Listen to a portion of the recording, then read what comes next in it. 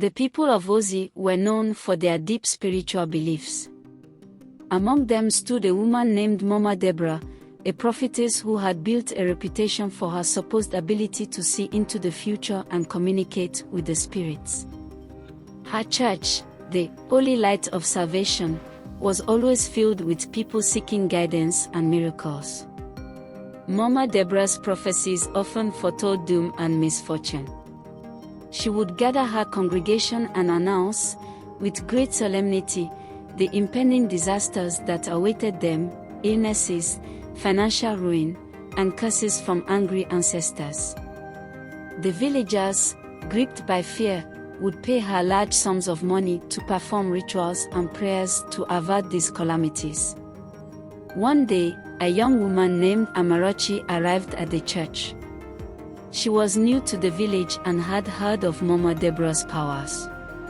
Amarachi was skeptical but desperate.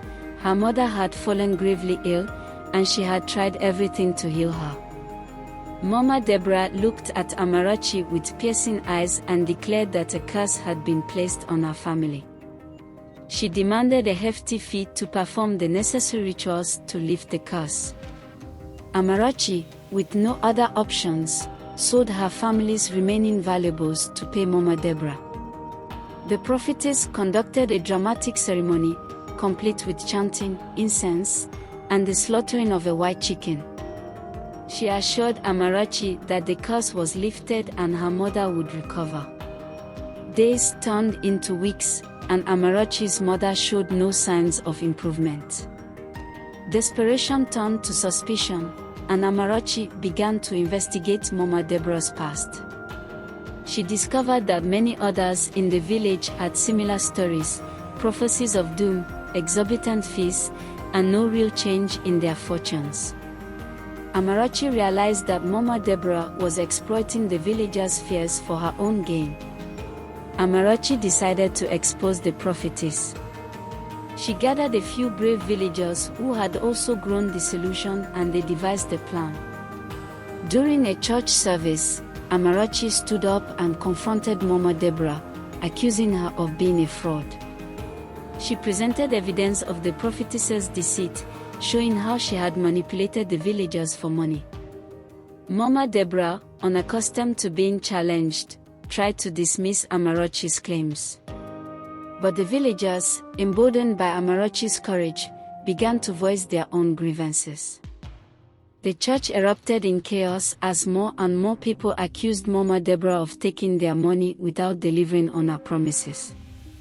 Realizing her power was slipping away, Mama Deborah attempted to flee. But the villagers, now united in their anger, surrounded her.